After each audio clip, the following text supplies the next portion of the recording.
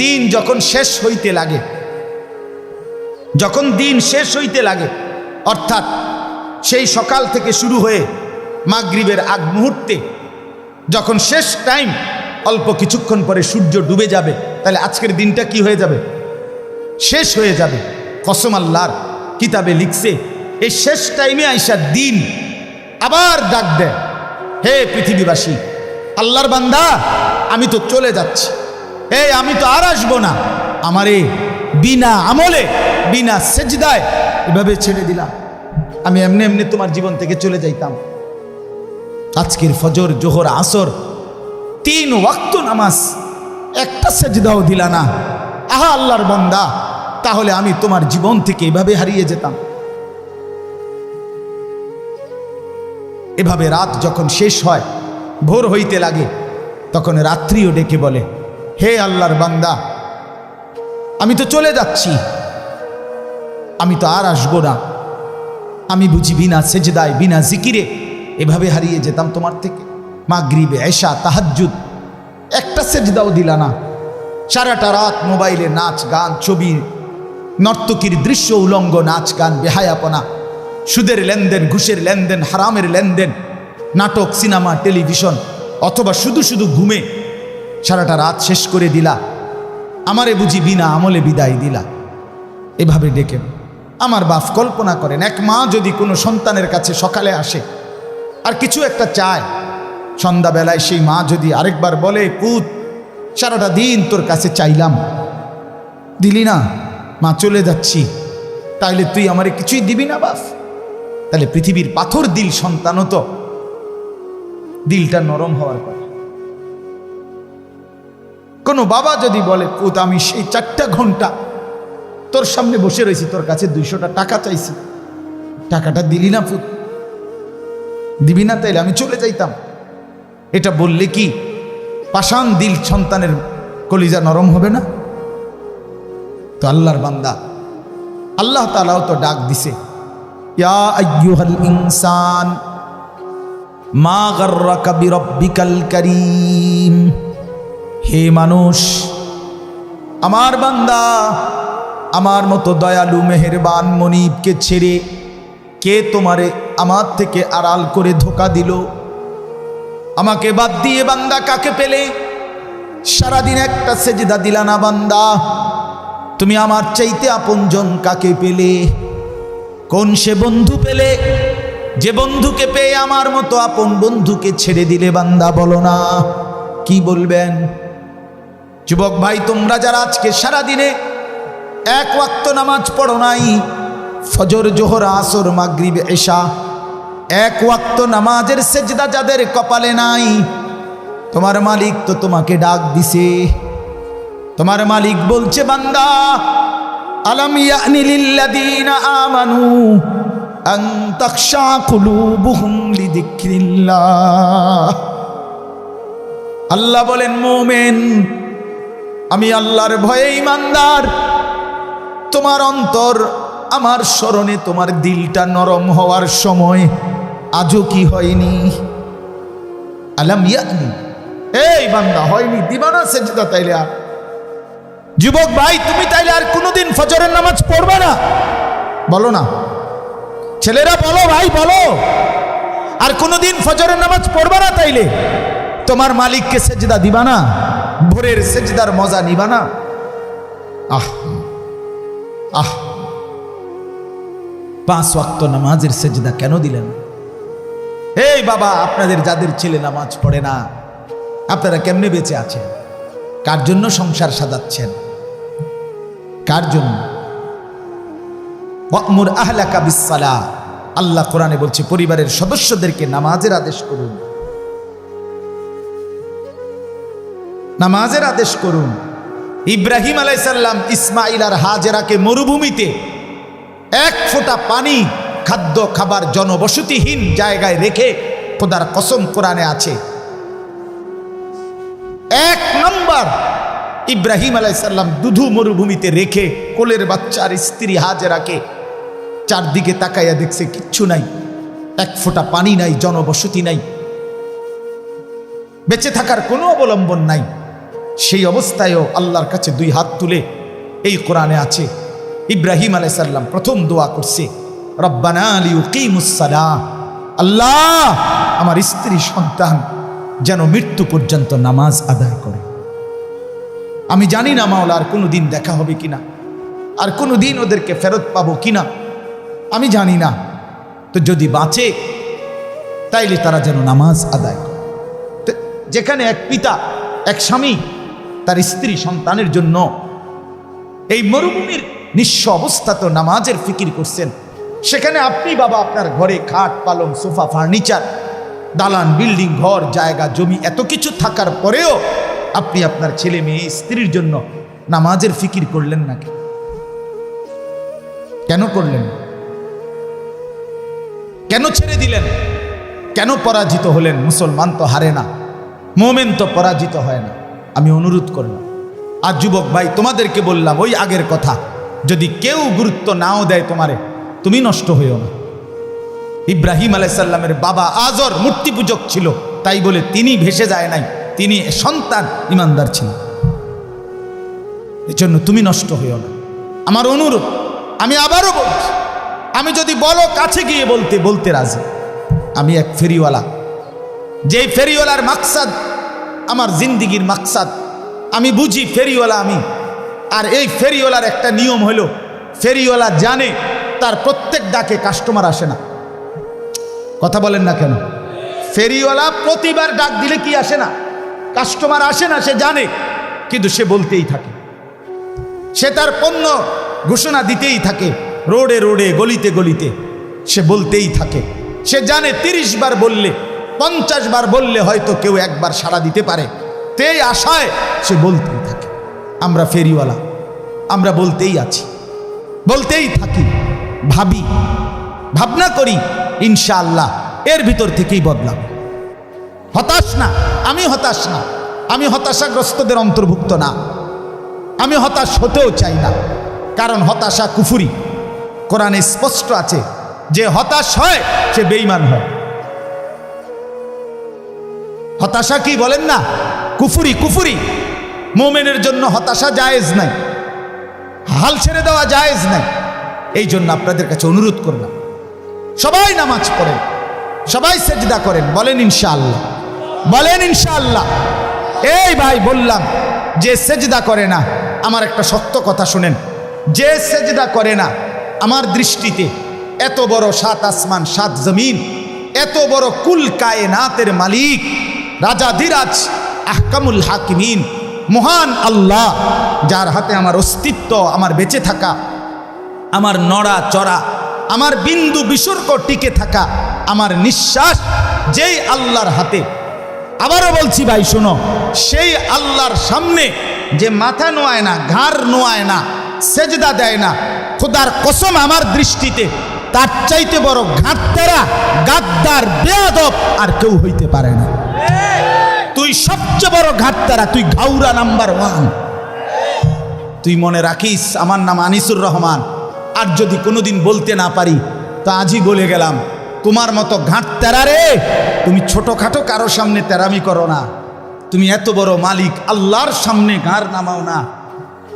তোমার মতো ঘাটতেরা তো আর কেউ হইতে পারে না। ফেরেশতা হাসরের ময়দানে কবরে পাইলে প্রথম তোমারে ঘাটটা চাইয়া বাড়ি দিবে, একটা বাড়ির লগে তোর ঘাড় ফাটাই এলাম। মনে রাখিস,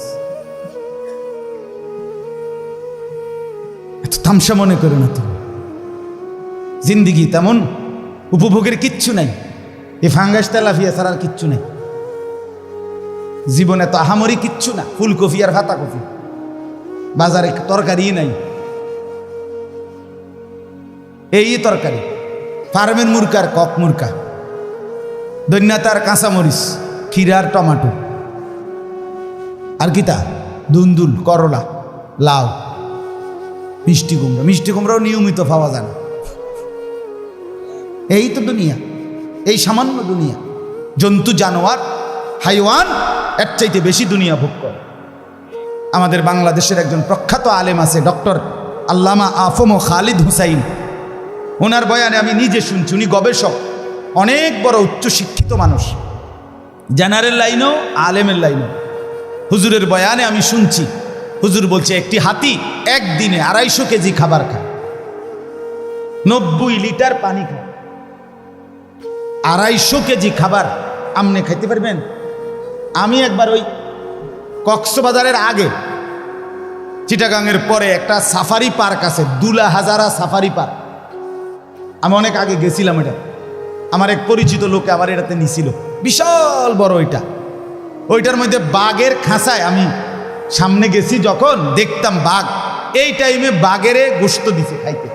আমিও গেছি, দাঁড়াইছি, গরুর গোশত বস্তার থেকে ডাইলা।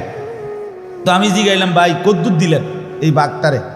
কয় হুজুর, জঙ্গলে বাঘ যে পরিমাণ খায় ওই চাহিদা মতো দেওয়া যায় না, এটা তো চিড়িয়াখানা, এটা তো একটা সীমাবদ্ধতা আছে। আমি কাছে হোক না, কদ্দুর দিছেন হেঁটেই হুনি? কয় এমনি প্রতি বেলা 20-22 কেজি গোশত দিতে হয়, গরুর গোশত 20 থেকে 22 কেজি গরুর গোশত এই বাঘটারে প্রতি বেলা দেয়। 22 কেজি গোশত এক বইটা খাইতেন পারবেন? এই বাঘের বাচ্চা খারাপ আমি নিজে খাওয়াম, বেড হইব, মল্লি টেহা গেলে যাক না, আপনার লগে লইয়ে যাবো এক। কথা বলেন না কেন? কি দুনিয়া ভোগ করছে বলেন না, আমরা কি দুনিয়া ভোগ করি তাইলে? আচ্ছা এই বাঘেরে বলেন না, দোস্ত আজ এত রবিবার রুটিনে ফাঙ্গাস, তো দাঁত ফালাই দেবো তোরে বেড়া, তুই জীবনে দেখছুত্তি আমার বেড়া, আমার বংশের কেউরে দেখছুত্তি ফাঙ্গাস খাই,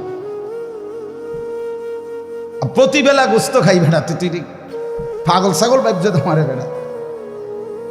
কি বলেন?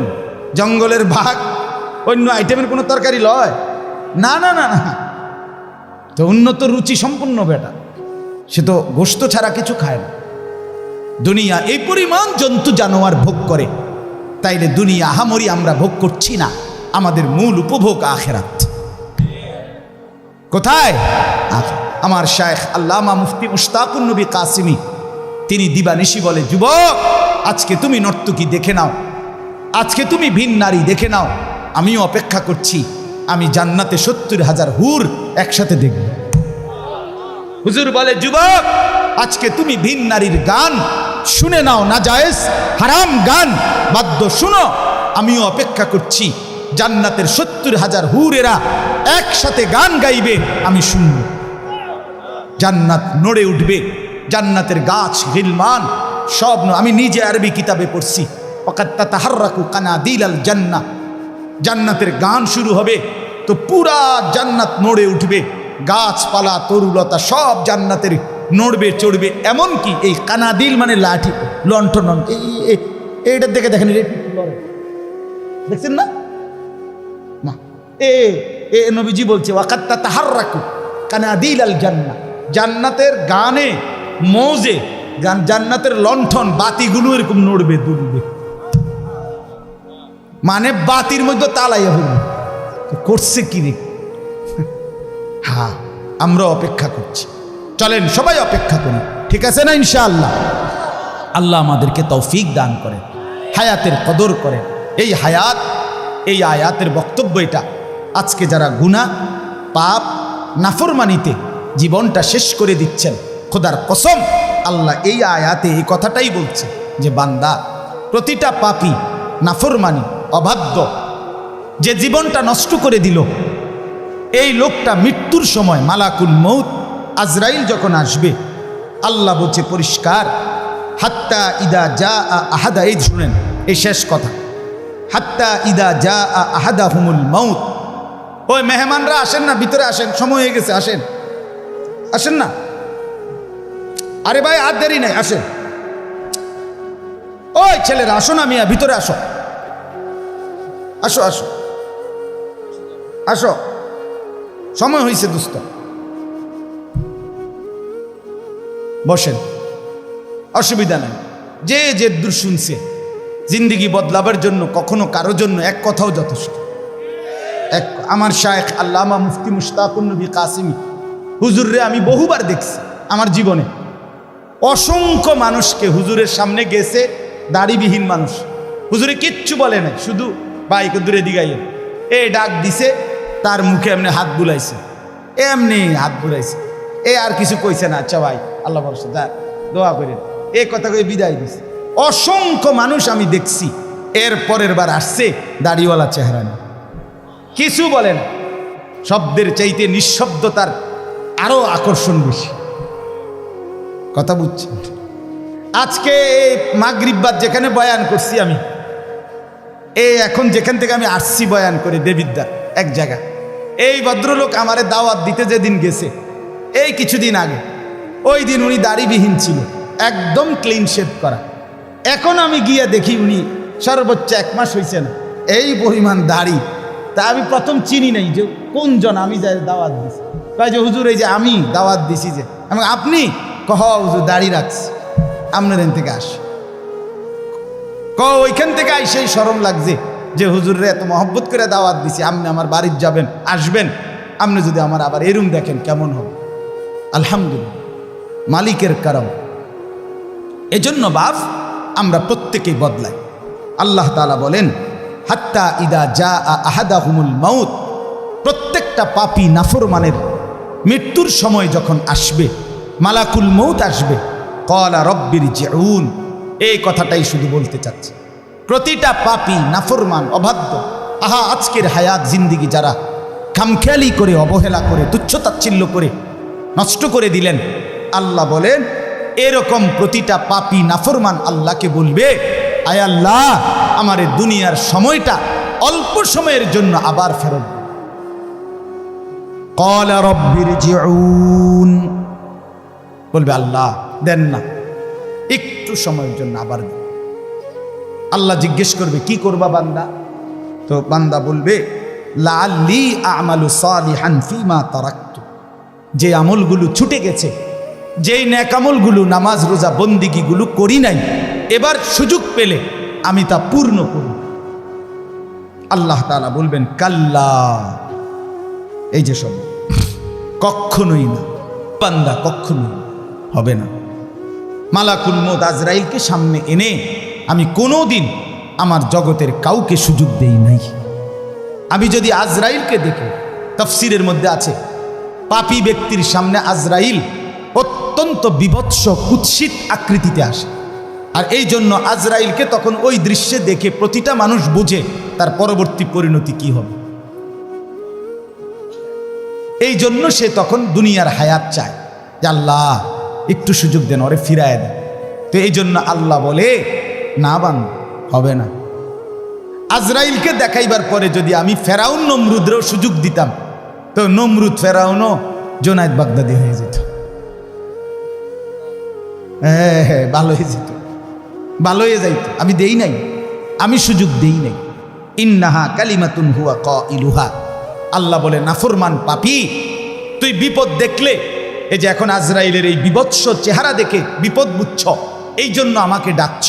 আমি জানি এটা তোমার কথার কথা, কারণ ইতিপূর্বের হায়াতে বহুবার বহু মুসিবতে ঝড় উঠছে, তুফান লাগছে, ঘূর্ণিঝড় শুরু হয়েছে, তখন তুমি নৌকা, লঞ্চ, স্টিমার, জাহাজের মধ্যে ছিলা, তখন আমারে ভীষণ মনোযোগ দিয়া ডাকছিলা।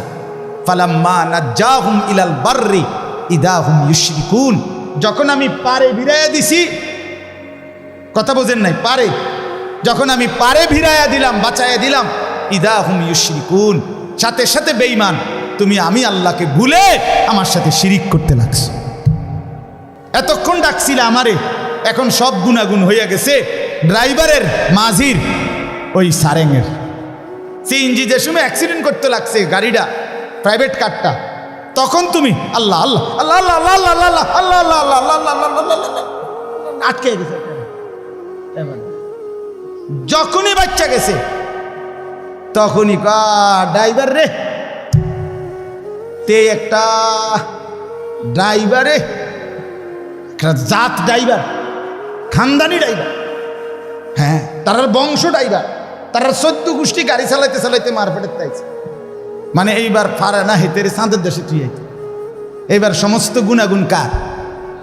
এতক্ষণ ডাকছিল কাকে?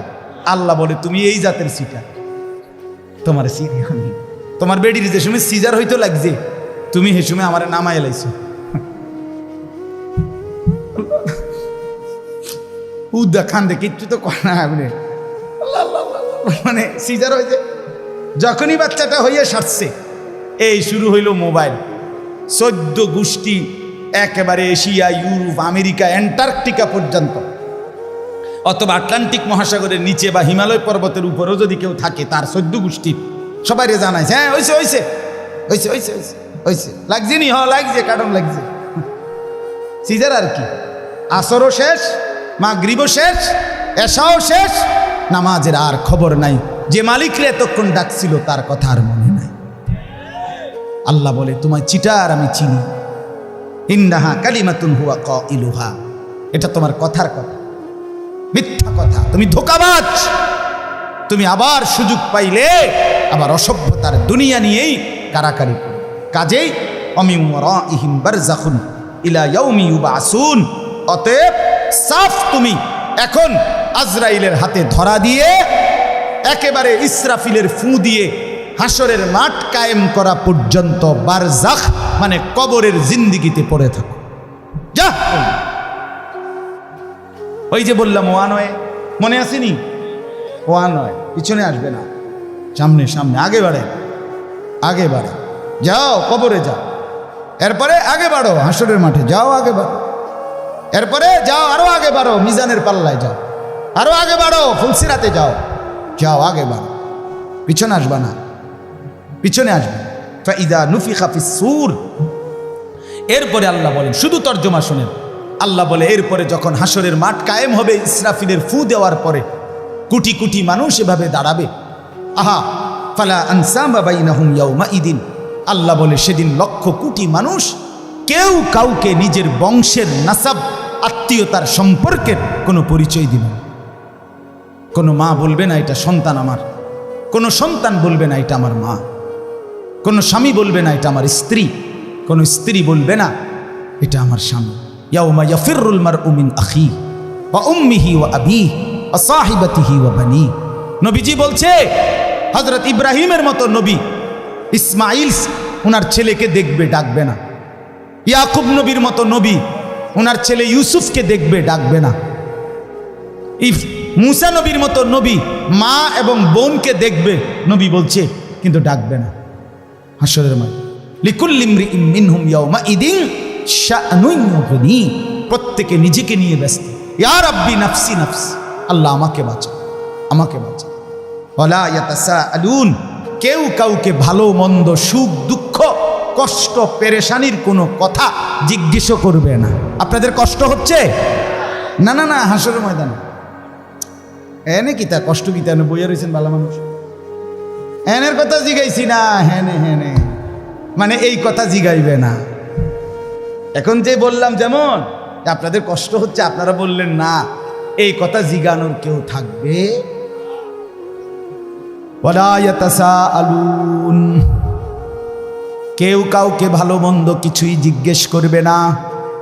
ফামান সাকুলাত মাওয়াজিনুহু ফাউলাইকা হুমুল মুফলিহুন, সেদিন মিজানের পাল্লায় যার আমল নেকি ভারী হবে, একমাত্র সেই সফল কামিয়াব জান্নাতি হবে। ওয়ামান খাফফাত মাওয়াজিনুহু ফাউলাইকা আল্লাযীনা খাসিরু আনফুসাহুম ফি জাহান্নামা খালিদুন। আল্লাহ বলে, আর যার মিজানের পাল্লায় নেকি হালকা হবে, গুনাহ ভারী হবে, ওই নাফরমান নিজের বরবাদি নিজেই করে ফেললো, কাজেই এখন চিরস্থায়ীভাবে জাহান্নামের মধ্যে বসবাস করবে। এরপরে আল্লাহ বলেন, তালফাহু wujuhahumun nar wa hum fiha kalihun, আল্লাহ বলে জাহান্নামের ভীষণ আগুনে জাহান্নামীকে তেলের কড়াইয়ার মধ্যে, গরম তেলের মধ্যে মাছ যেরকম এক পিঠ চাপ দিয়ে আরেক পিঠ চাপ দিয়ে ভাজি করে, চাপ দিয়ে দিয়ে, খোদার কসম এই আয়াতের অর্থ আল্লাহ বলেন জাহান্নামীকে জাহান্নামের ভীষণ আগুনে তার দুই পাশের গাল চেহারা এইভাবে চাপ দিয়ে দিয়ে আগুনে দগ্ধ করানো হবে। অহুম ফিহা কালিহুন, চেহারাটা কুৎসিত বিভৎস মলিন হবে আর ভীষণ চিৎকার করবে। আল্লাহ তখন বলবেন, আলাম তাকুন আয়াতি তুতলা আলাইকুম ফাকুনতুম বিহা তুকাদ্দিবুন, আল্লাহ বলবে নাফরমান আমার কোরআনের আয়াত এমন তাফসিরুল কোরআন মাহফিলে, এমন হিফজুল কোরআন মাহফিলে, এমন ওয়াজ মাহফিলে, কত মসজিদে ইমাম খতিব মুয়াজ্জিন, কত আলেম, কত পীর বুজুর্গ, কত ওলামা, কত খতিব, কত বক্তা, কত ওয়াইজ বারবার আমার কথা তোকে শুনাইছিল। ফাকুনতুম বিহা তুকাদ্দিবুন, তুমি প্রত্যেকটা কথাকে মিথ্যা মনে করেছিলে। কি মনে করেছিলে? এখন নাফরমান তখন বলবে রব্বানা ক্বালু রব্বানা গালাবাত আলাইনা শিকওয়াতুনা। আমার বন্ধু আল্লাহর বান্দা নাফরমান জাহান্নামী তখন বলবে আল্লাহ আমার এই মন্দ কপাল, আমি দুর্ভাগা কপাল, আমার কপাল খারাপ, আমার ভাগ্যে নাই, আমি দুর্ভাগা, আমি বদনসিব। কেন? অকুন্না কওমান যালিন। যুবক আবারও শোনো, এইখানে পরিষ্কার আল্লাহ বলছে সেদিন জাহান্নামী বলবে আল্লাহ আমি বড় পথভ্রষ্ট, অসভ্য, কাফের, মুশরিক, নাফরমান, পাপী সম্প্রদায়ের অন্তর্ভুক্ত ছিলাম। ভালো মানুষ পাই নাই, ভালো সঙ্গী পাই নাই, উপযুক্ত কেউ পাই নাই যে আমাকে আগলায় রাখবে, যে আমাকে আগে বাড়াবে, যে আমাকে আল্লাহর কথা মনে করাবে, এমন লোক পাই নাই। যাদের সাথে চলতাম তারা পেশাব করে পানি নিত না, যাদের সাথে হাঁটতাম তারা কোনো দিন আল্লাহকে সেজদা দিত না, যাদের সাথে চলতাম ফিরতাম তারা সুদের লেনদেন, ঘুষের লেনদেন, বাটপারি আর চিটারি আর নারীর আড্ডায় পড়ে থাকতো। আল্লাহ এই অসৎ মানুষের কারণে আমি আজ হতভাগা। এরপরে শেষ নাফরমান আবার বলবে রব্বানা আখরিজনা মিনহা, আল্লাহ আল্লাহ দেন না আমার একটা বারের জন্য দুনিয়ায় এই জাহান্নাম থেকে বের করে দেন, দুনিয়ায় যেতে দেন, আমার একটু সুযোগ দেন, আমি আর পারছি না মাওলা, এই আগুন সইতে পারছি না। ফাইন উদনা ফাইন্না যালিমুন। আল্লাহ বলে নাফরমান বলবে আল্লাহ এবার দুনিয়ায় গেলে যদি আবার নাফরমানি করি তাইলে আমি আসলেই জালেম, আমি অবাধ্য, তখন আপনি আমারে দ্বিগুণ ত্রিগুণ, আপনি ডবল রিডবল শাস্তি আমারে দিয়েন, কিন্তু এইবার ছেড়ে দেন, একটা বার ছেড়ে দেন। এই শেষ কথা ক্বালা খসাউ ফিহা ওয়ালা তুকাল্লিমুন। আল্লাহ তাআলা বলবে নাফরমান তুই জাহান্নামে পড়ে থাক, ওয়ালা তুকাল্লিমুন, আর একটা কথা বলবি না, একটা কথা। মানুষ যখন প্রচন্ড রাগ করে তখন এটা কয় কিনা একদম বড় চুপ, একটা কথা করবি না বেয়াদব, বলে কিনা বলে এ আল্লাহ। ওয়ালা তুকাল্লিমুন, বেঈমান একটা কথা কবি না। তুই বাদ দুগে খাবাইছি দেখে মনে করছে আমি কিচ্ছু কইতাম না। হ্যাঁ হ্যাঁ কি ভাবছো নিজেকে? এই কি ভাবছেন? নাফরমান নিজে চালা। আল্লাহ বলে কি ভাবছো? যা, একদম কথা নেই। তাফসীরে মাআরিফুল কোরআনে লিখছে, আমি নিজে পড়ছি। আহা, আল্লাহ যখন বলে ফেলবে আর কথা বলবি না, খোদার কসম বন্ধু আপনি এখন দেখেন গিয়া ওইখানে লেখা আছে এরপরে এই জাহান্নামী যাদেরকে আল্লাহ বলবে আর কথা বলবি না, জাহান্নামে পড়ে থাক, এরপরে ওই মানুষটার জবান দিয়া, ওই জাহান্নামীর মুখ দিয়ে আর মানুষের কোনো শব্দ উচ্চারিত হবে না। এরপরের শব্দগুলো কুকুরের ঘেউ ঘেউ অথবা গাধার আত্মচিৎকার বের, কুত্তার আওয়াজ, কুত্তার আওয়াজ বের, কুত্তার আওয়াজ বের। যুবক ফিরে আসো, নিয়ত করি ইনশাআল্লাহ। নওজোয়ান ভাই নিয়ত করো ইনশাআল্লাহ, ফিরতেই হবে তোমাকে, কষ্ট পাইবা না, কষ্ট পাই। আগামী 30 বছর যদি হায়াত পাও, এই অব্যাহত অসভ্যতা, অশ্লীলতা কষ্ট দিবে, কষ্ট দিবে বাপ। ইন্নাল্লাযীনা ইউহিব্বুনা আন তাশিআল ফাহিশা ফিল্লাযীনা আমানু লাহুম আযাবুন আলীমুন ফিদ দুনিয়া ওয়াল আখিরা। সূরা নূরের আয়াত। আল্লাহ বলছে এই মুসলমানদের সমাজে যারা অশ্লীলতা, বেহায়াপনা, অসভ্যতা ছড়িয়ে দিতে চায়, খোদার কসম আল্লাহ বলছে তাদের জন্য রয়েছে মর্মান্তিক আযাব ফিদ দুনিয়া, দুনিয়াতেও, আখিরাতেও, ওয়াল আখিরা, আখিরাত, আখিরাতেও। এই জন্য বাপ আমার অশ্লীলতা না ছড়াই। আগামীকাল 13, তারপর দিন 14 ফেব্রুয়ারি। এই 14 ফেব্রুয়ারিকে কেন্দ্র করে বিশ্ব ভালোবাসা দিবসের নামে, ওয়ার্ল্ড ভ্যালেন্টাইন্স ডের নামে এই অসভ্যতা, এই অশ্লীলতা, এই নোংরামি, এই বেহায়াপনা, এই নির্লজ্জতা, এই জেনা ব্যভিচারের এই আড্ডা, আল্লাহর কসম এই এখানে যারা যুবক বসছ, আমি তোমাদের এক বন্ধু, এক দরদি ভাই রাতের শেষ বেলা, রাত 12টা পার হয়েছে, এই মধ্য রজনীতে আল্লাহর বড় মোবারক সময়ে আমি অনুরোধ করছি, যদি মায়ের এক ফোঁটা পবিত্র দুধ খায়া থাকো, যদি মুসলমান বাবার ঘরে জন্ম নিয়ে থাকো, যদি ডান কানে আর বাম কানে আজান হয়েছিল, ইকামত হয়েছিল মনে থাকে তোমার, তুমি যদি মুসলমানের বাচ্চা পরিচয় দাও, আল্লাহর কসম যুবকরা তোমরা ওয়াদা করো যে এই 14 ফেব্রুয়ারির নামে এই অসভ্যতা, এই নোংরামি, এই অশ্লীলতাতে আমরা জড়াবো না। বলো ইনশাআল্লাহ, বলো ইনশাআল্লাহ, জোরসে বলো ইনশাআল্লাহ। আমরা এই নোংরামিতে নাই।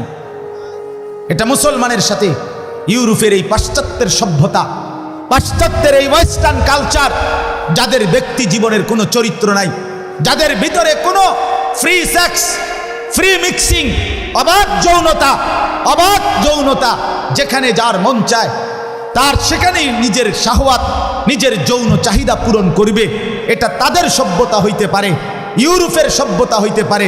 তোদের সেই অসভ্যতা আমার এই 18 কোটি জনগোষ্ঠীর এই দেশে, যেখানে সংখ্যাগরিষ্ঠ মুসলমান, আমরা তা মেনে নিতে পারি না। এদেশে অসভ্যতার প্রশ্রয় দেওয়া হবে না।